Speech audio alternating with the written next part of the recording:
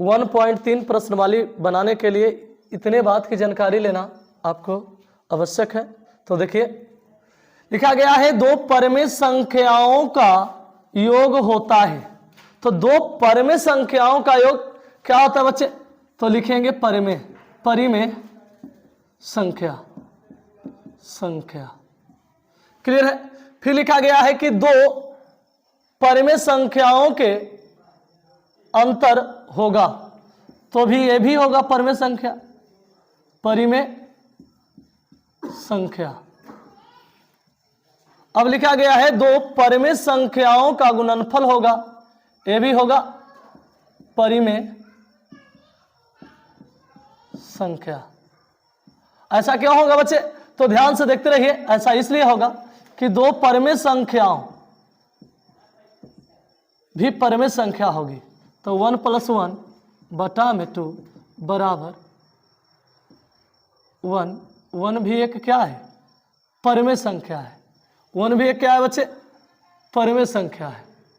Clear है? दो परिमेय संख्याओं का योग भी परिमेय संख्या होता है, दो परिमेय संख्याओं का अंतर भी परिमेय संख्या होता है, दो परिमेय संख्याओं का गुणनफल भी परिमेय संख्या होता है। अब लिखा गया बाबू कि दो परिमेय संख्याओं के बीच कितनी परिमेय संख्या हो सकती है, चाहे ज्ञात की जा सकती है। तो आंसर लिखेंगे बच्चे अनंत, अनंत, अनंत। इसलिए अनंत होगा क्योंकि आप 9 क्लास में पढ़ चुके हैं कि दो परिमेय संख्याओं के बीच कितनी परिमेय संख्या हो सकती है, तो अनंत हो सकती है। अब लिखा गया है बच्चे कि एक परिमेय और एक अपरिमेय संख्याओं का योग होगा, तो एक परिमेय और एक अपरिमेय संख्याओं का योग क्या होगा? तो एक परिमेय संख्या, एक अपरिमेय संख्या क्या हो जाएंगे? इसका योग भी क्या? अपरिमेय संख्या। इसका योग भी क्या होगा? अपरिमेय संख्या। एक परिमेय और एक अपरिमेय संख्याओं का अंतर क्या होगा? तो यह भी क्या होगा? अपरिमेय संख्या, अपरिमेय संख्या। अब बताया गया बच्चे कि एक परिमेय और एक अपरिमेय संख्याओं का गुणनफल क्या होगा, तो यह भी क्या होगा? अपरिमेय, अपरिमेय संख्या। अब बच्चे आपको बताया गया है दो अपरिमेय संख्याओं का योग क्या होगा, दो अपरिमेय संख्याओं का योग क्या होगा? तो लिखेंगे अपरिमेय संख्या। लेकिन अब लिखा गया है कि दो अपरिमेय संख्याओं का अंतर क्या होगा। तो अंतर बच्चे, अंतर कभी परिमेय और कभी अपरिमेय, अपरिमेय, कभी अपरिमेय संख्या। ठीक है, कभी परिमेय संख्या और कभी अपरिमेय संख्या आता है। ऐसा इसलिए होता है, ऐसा इसलिए होता है बच्चे कि देखिए दो परिमेय संख्याओं के अंतर, लेकिन देखिए तो यह परिमेय संख्या, यह भी परिमेय संख्या, तो यह क्या हो जाएगा? अंतर क्या हो जाएगा? कभी परिमेय संख्या। अगर हमारा रूट में, अगर हमारा क्या है, समान संख्या रहा, समान संख्या रहता है तो वह परिमेय संख्या प्राप्त होती है। अगर भिन्न संख्या रहता है तो वह अपरिमेय संख्या प्राप्त होता है, वह अपरिमेय संख्या प्राप्त होता है। तो आइए हम देखते हैं अगला नंबर क्वेश्चन को। दो परिमेय संख्याओं का गुणनफल होगा। तो दो परिमेय संख्याओं का गुणनफल होगा बच्चे, कभी परिमेय, कभी परिमेय और कभी अपरिमेय, अपरिमेय। गुणनफल बताइए कि √2 गुने √2 क्या हो जाएंगे, क्या हो जाएंगे बच्चे? तो √2 गुने √2 √4 हो जाएंगे, और √4 का वर्गमूल 2 होता है, और 2 एक परिमेय संख्या है।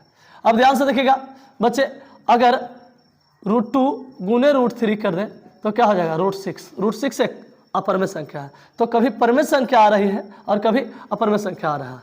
अगर समान संख्या रहा तो वह परिमेय संख्या आएगा, अगर भिन्न संख्या रहा तो वह अपरिमेय संख्या आएगा। क्लियर है बच्चे? तो पाई एक कैसी संख्या है? पाई एक कैसी संख्या है? तो हम जानेंगे कि पाई एक अपरिमेय संख्या है। अपरिमेय संख्या है, पाई एक अपरिमेय संख्या है। लेकिन पूछा जा रहा है कि पाई का मान एक कैसी संख्या होगा? तो पाई का मान परिमेय संख्या होगा। क्या होगा? परिमेय संख्या। पाई का मान परिमेय संख्या होगा। कह रहा है कि n एक प्राकृत संख्या है तो अंडर रूट n एक कैसी संख्या होगा? तो अंडर रूट n बचवा, अंडर रूट n यह कभी परिमेय संख्या और कभी प्राकृत, सॉरी बच्चे, कभी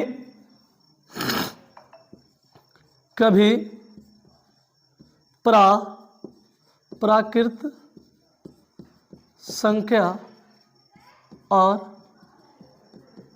कभी अपरिमेय संख्या। अपरिमेय संख्या, अपरिमेय संख्या। लेकिन यह पूछा जा रहा है कि √3 एक कैसी संख्या है? तो √3 एक अपरिमेय संख्या है। अपरिमेय संख्या है। अब पूछा जा रहा है बच्चे कि 2 √5 बटा √5 एक कैसी संख्या है? तो यह एक, ध्यान से देखिएगा, 2 क्या बच गया? 2, तो 2 कौन सी संख्या बचे? तो 2 एक परिमेय संख्या है। परिमेय संख्या है। 2 क्या है? एक परिमेय संख्या है। अब बच्चे ध्यान देंगे कि यह आपको लिखाया गया है कि कभी प्राकृतिक संख्या और कभी परिमेय संख्या, ठीक है, अपरिमेय संख्या। तो ध्यान से देखेंगे कि अगर under root 1, under root 2, under root 3, under root 4, under root 5, under root 6 करते हैं तो हमें प्राप्त होता है 1, √2, √3, 2, √5, √8। तो हमें कभी प्राकृत संख्या प्राप्त हो रहा है और कभी अपरिमेय संख्या प्राप्त हो रहा है।